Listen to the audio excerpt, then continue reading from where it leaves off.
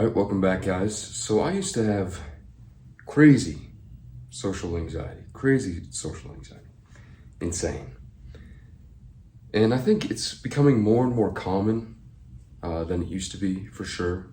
Like, I can't even, it's hard to imagine somebody in my dad's generation, like a Gen Xer, being socially anxious.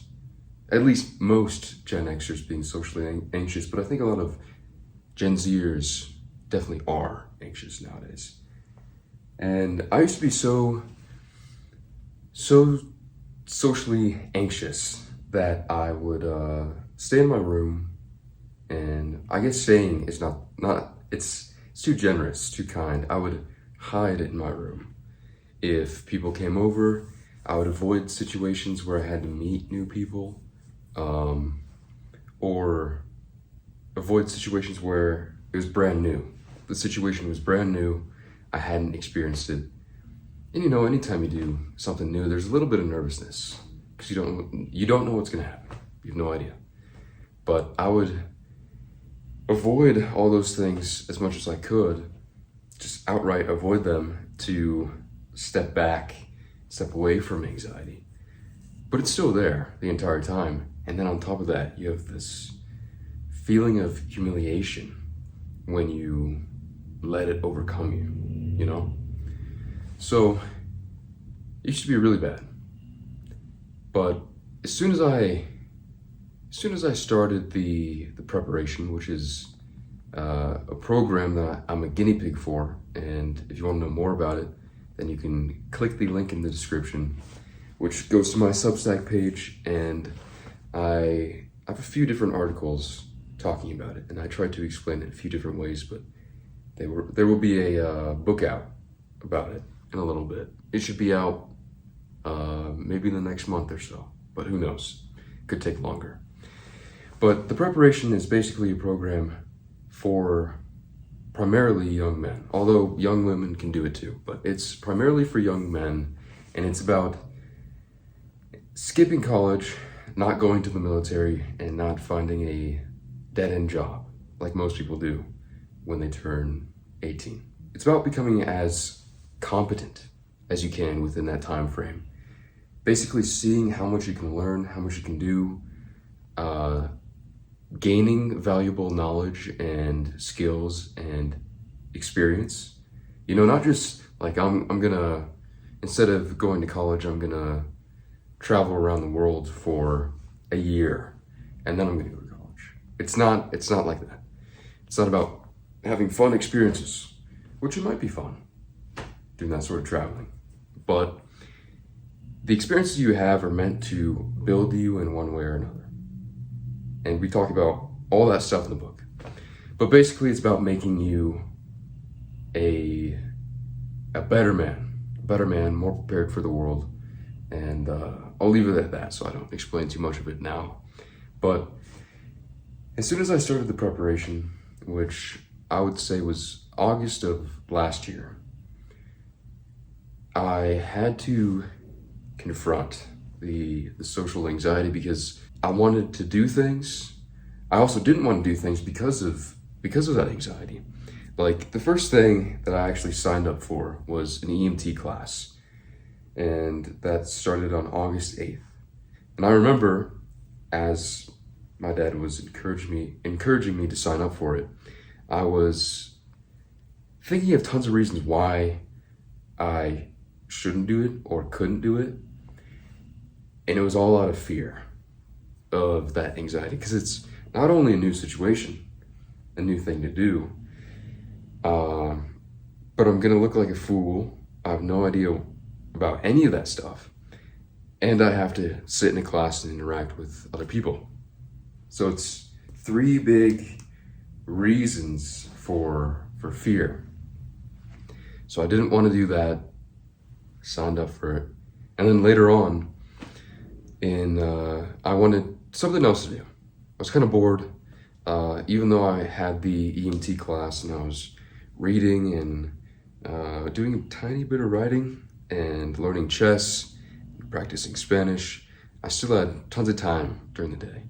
And actually by that time, I think I was working at Office Depot. actually. But I wanted something more to do, so I was trying to think about it. And then my dad said, well, what about, okay, Brazilian Jiu-Jitsu? How about that? And so, again, came up with tons of reasons why I shouldn't do it. And then I decided just to do it anyway because I want more skills, I want to know more stuff. And I was beginning to realize that you should do things that make you uncomfortable. That was actually one of the first times I realized that when you feel anxious about something, most of the time, or oftentimes, it's a good indicator of the thing you should do. Not all the time, but sometimes. And so I signed up for it.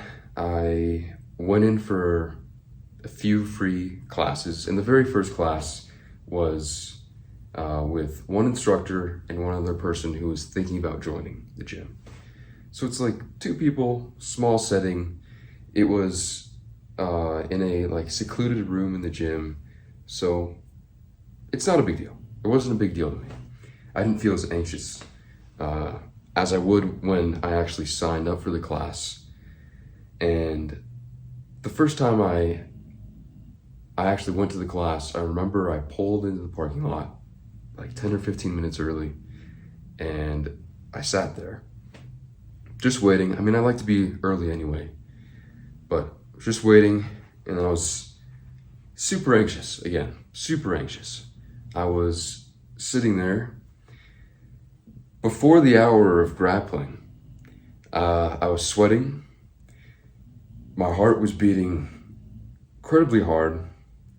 My vision got blurrier, worse than it usually is. And my hands and feet got cold. I could feel the adrenaline pumping, the blood rushing towards my head. And my coordination was 100% worse. So it was time to head in, and then I walked up the door, and I remember like having to focus on grabbing the door handle and opening it and walking. I was that anxious. And before the class even started, there was a class for little kids, and I was standing there. I signed in, and I was standing there, and I was still so anxious, and like I could feel it. Like it wasn't good. It wasn't good. I was very, very anxious being around that many people and trying something new at the same time. So that happened for a little bit, and I've been in the preparation now for I think almost 11 months by this point.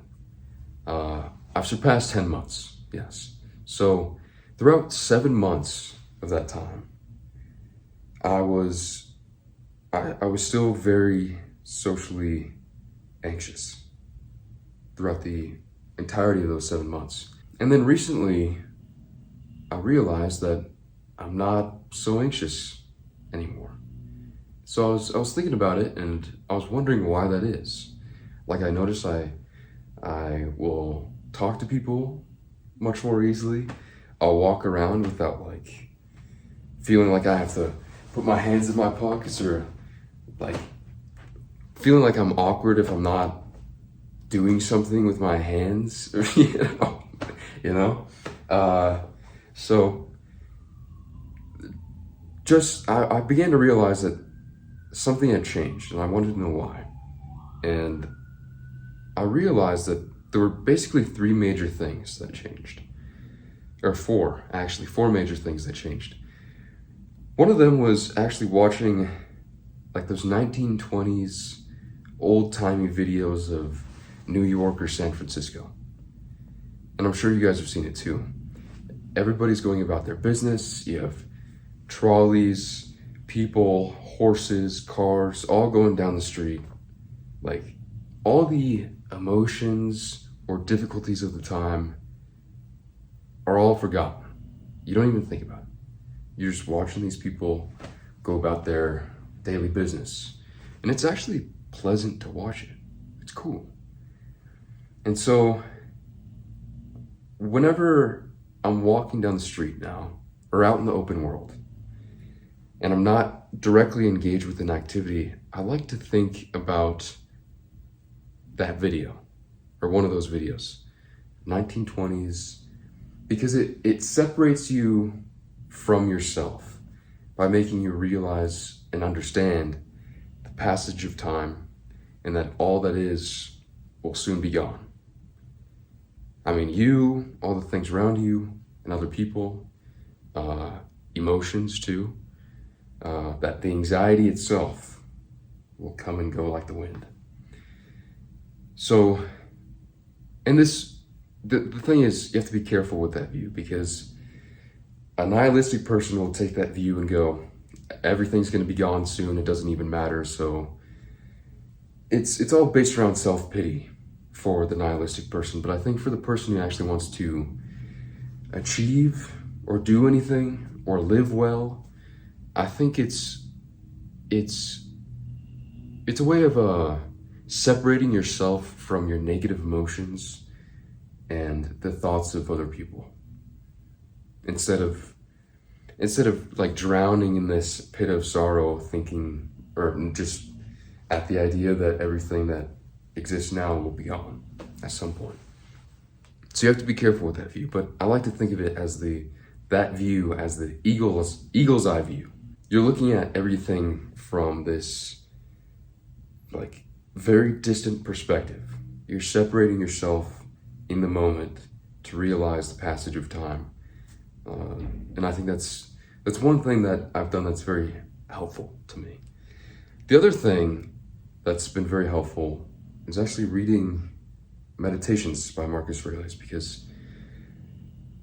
because of a lot of the things he says, not just about conducting yourself, but also understanding other people.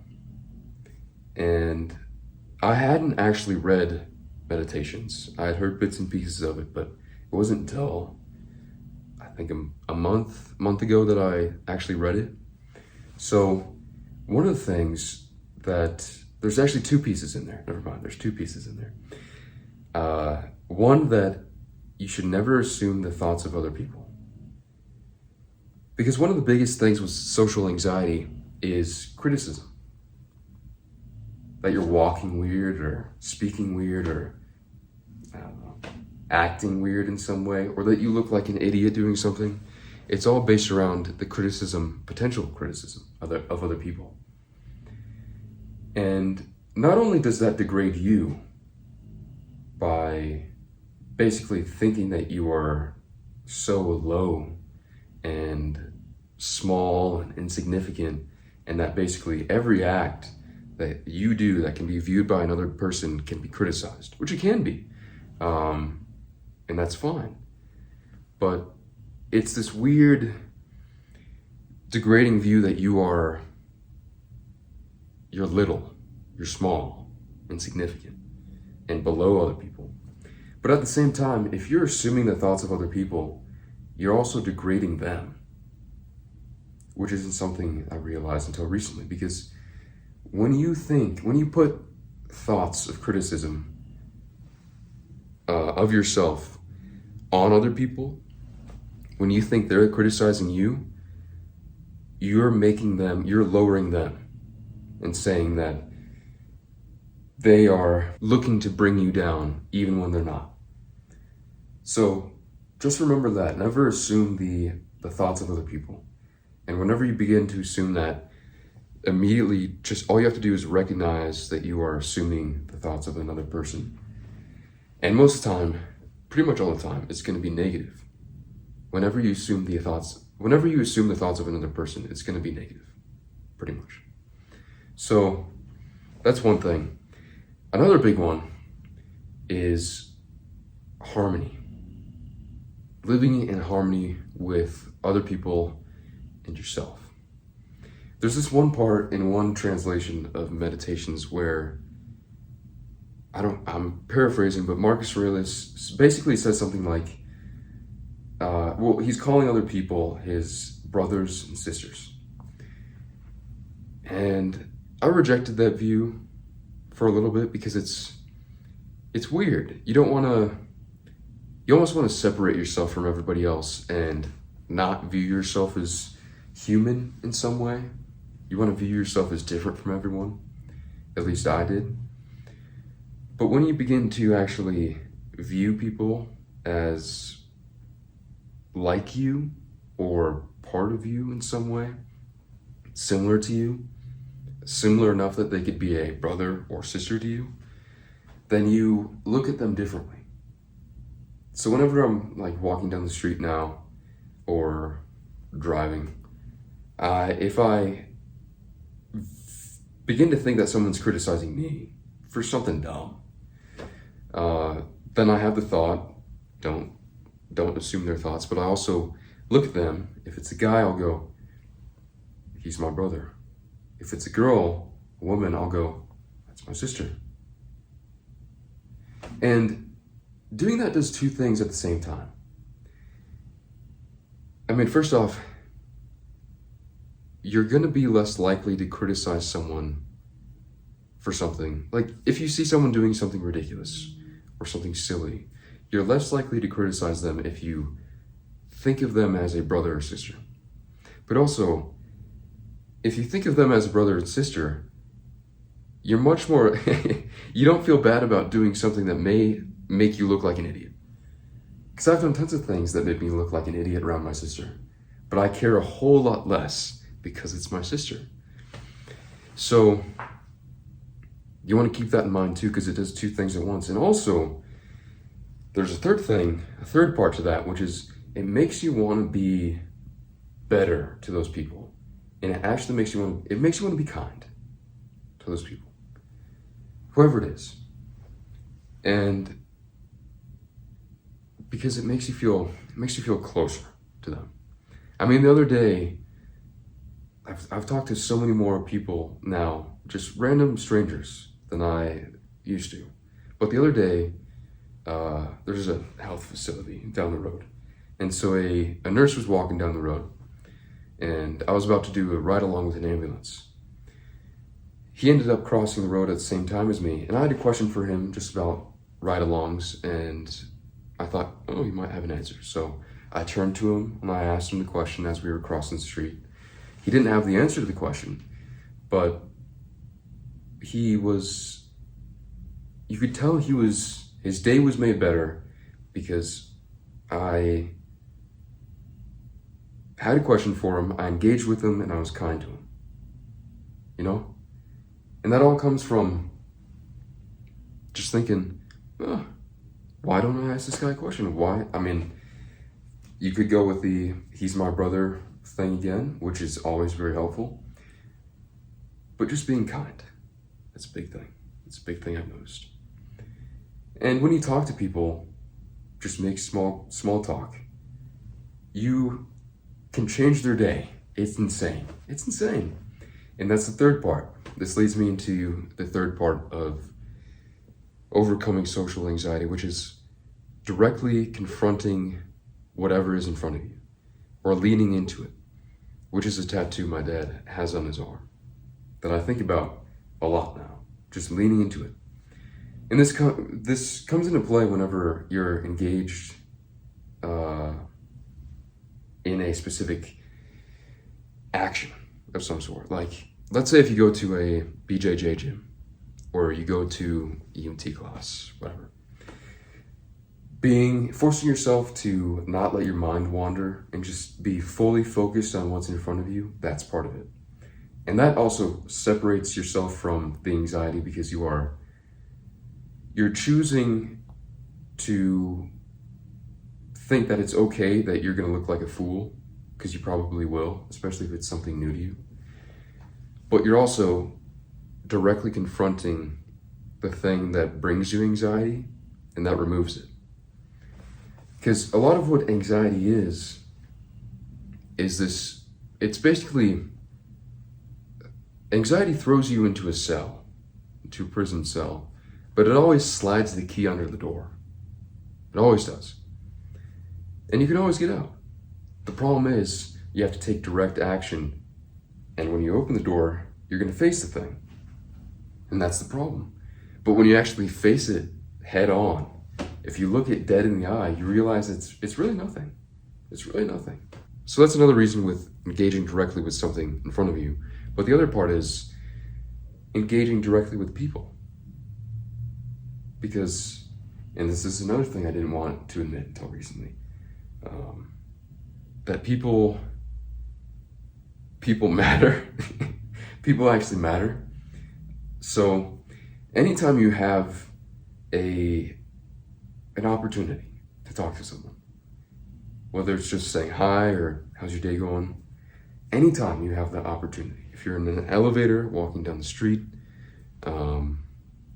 restaurant worker, anything, someone at the front desk of a hotel, anyone, make a little conversation with them.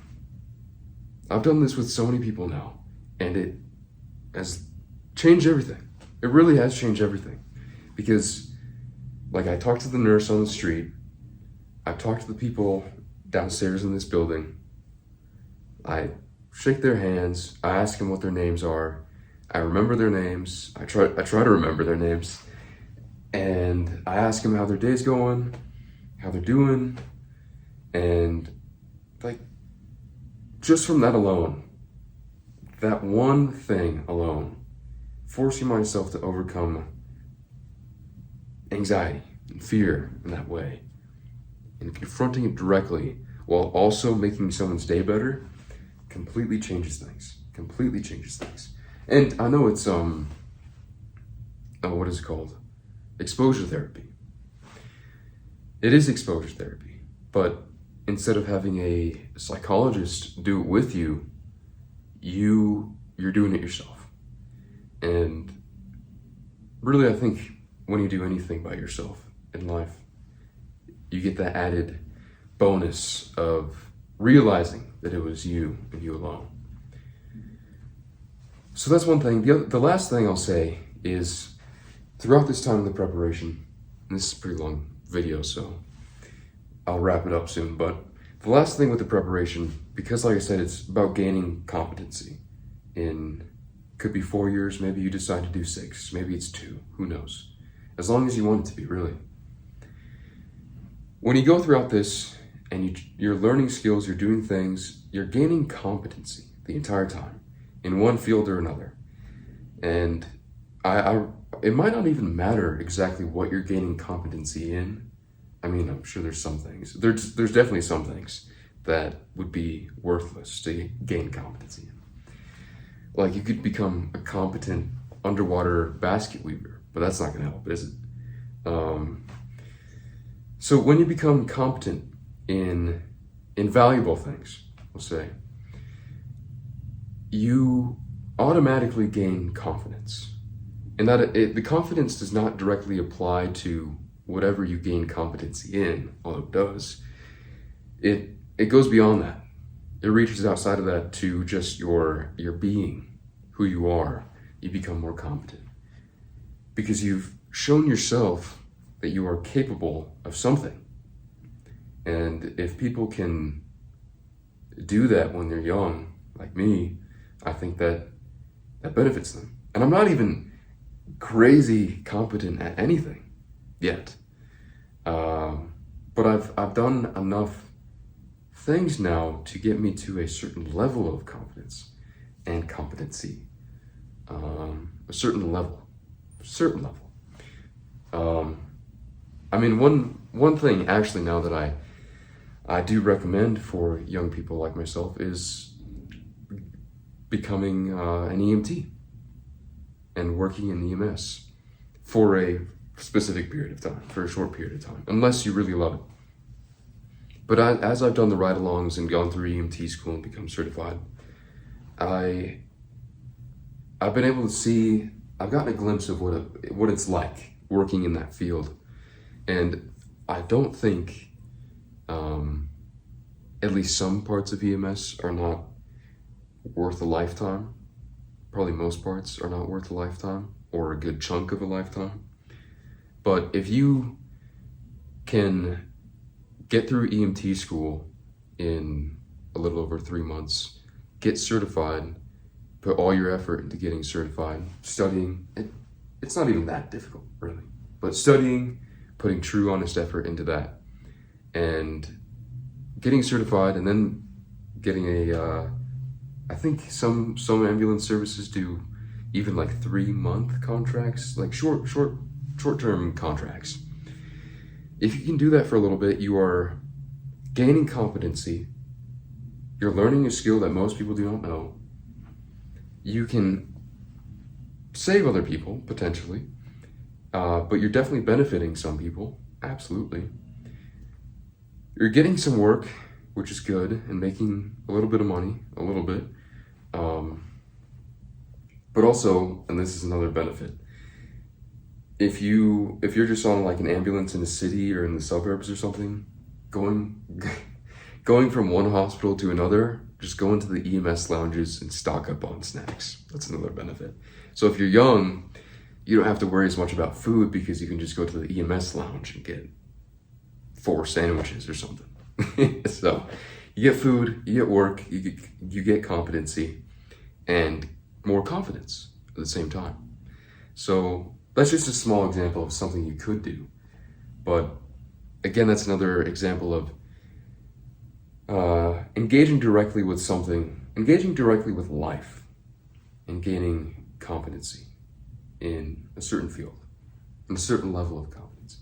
So yeah, really, it's the eagle's eye view, not assuming the thoughts of other people, viewing people as close to you or part of you in some way, like the brother, you're my brother, that's my sister, sort of thing. And it sounds weird, but it really does work. It really does work. Being kind to people, going out of your way to be kind to people in very small ways. Even just asking someone what their name is and shaking their hand, you can watch their eyes light up. It's amazing. Being kind to people, gaining competency, and just trying hard to become better, really, overall is what it is, in various different aspects of becoming better. So, yeah, this was a very long video, but I appreciate it if you guys stuck around for the entire thing.